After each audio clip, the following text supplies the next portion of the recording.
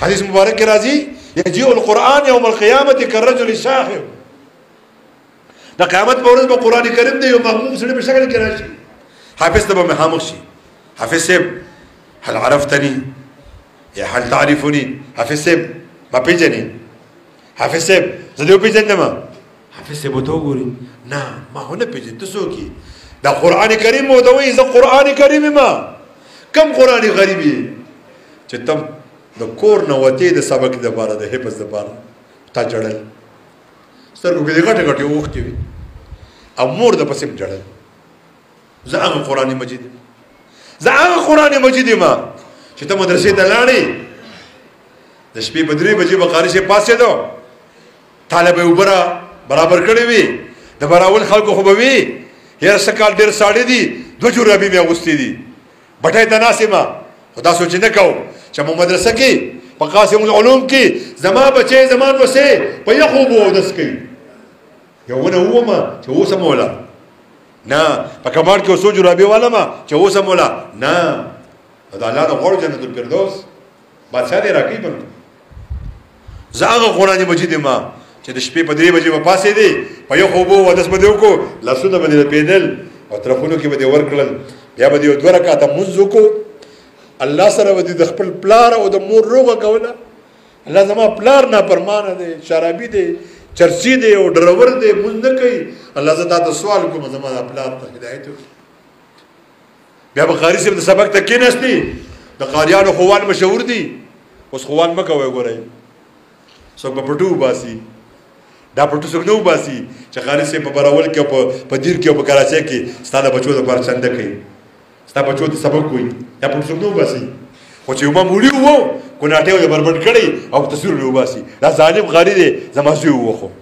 ته به خدای ته مخامخ کېږي نه زه به خدای ته شکایت کوم یو ورځ. نو د قاریانو خوان مشهور دي قاري صاحب ووخو دا د لاسونه په درخت کې ورکړل پوکې ول ورکاو په یو غلطۍ باندې قاري صاحب دومره ووالمه سترګو کې غټې غټې اوښکې رالې او دیوال ته یې مخ کو جړلې مور ورته یاده شوه هلته مور چرګ پخ کړی و بچي او لمسي ورسره ناست وو او ځان یې ټېسټي چرګ پخ کړی و چې زه به د خپلو بچو سره وخورم چې څنګه یې ډوډۍ راوچته کړه خپل د مدرسې بچی ورته یاد شو چې کاش زما بچی وي چې نن ما خپله برخه بوټې هغه نه ورکړی د دسترخوان نه پاڅېده ستا وروڼو ورته وی مورې ولې ابی ولې بچو تاسو خورئ زما ډېر ډک شو ډوډۍ دې شم خوړ زه هغه قرآن مجید یم چې هلته دې مور جړل په مدرسه کې تا جړل ستا لاسو ته چې فیسبوک راغی او تا فیسبوک کو د براول خلکو د دیر خلکو د پاکستان خلکو د پاکستان مقتدرو خلکو ستا په علماو پسې کنځلې کولې او ستا ماماګانو شعر کولې ستا د ماما زامنو شعر کولې تا به وی چې د حرامو کومو علماو چې ما ته سبق ویلی دی نن هغې خلکو پسې تاسو کنځلې کوئ تاسو له قدر نشته دی نو زه هغه قرآن مجید یم او زه هغه قرآن مجید یم چې په 2014 کې 16 کې 18 کې 19 کې 20 کې 22 کې او 23 کې اوس پر اوس کال نه اوس یو 2 هفتې مخکې ستا په پوره دنیا کې مقابله د قرآن شوې وه او پاکستانیانو ګټلې وه هره پیره پاکستانیانو ګټلې یو پیره سواتي ماشوم ګټلې ده 18 ملکونو نه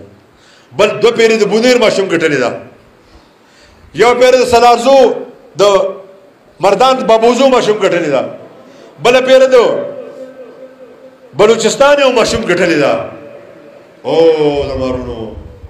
د نن په 2022 کې نومبر په میاشت کې هلته حسن قرائت مقابله وشوه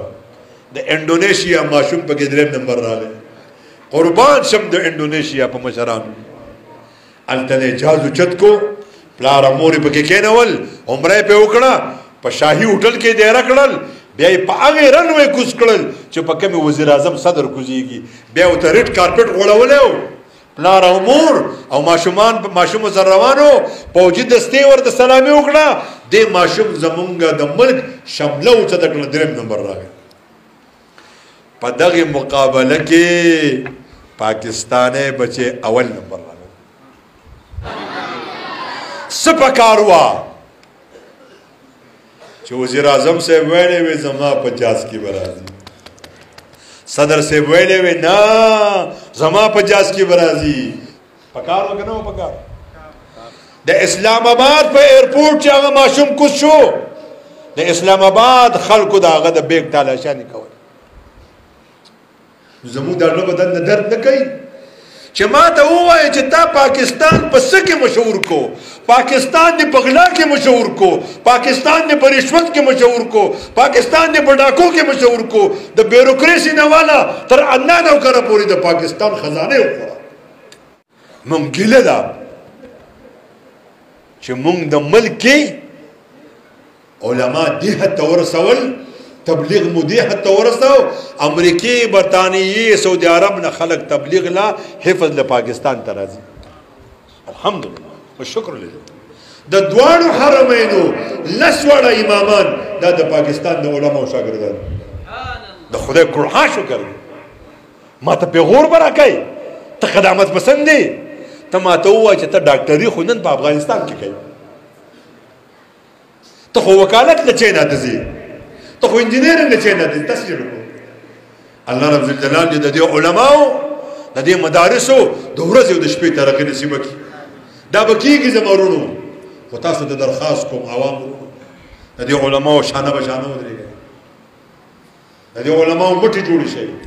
مولوي صاحب مدرسه چلوا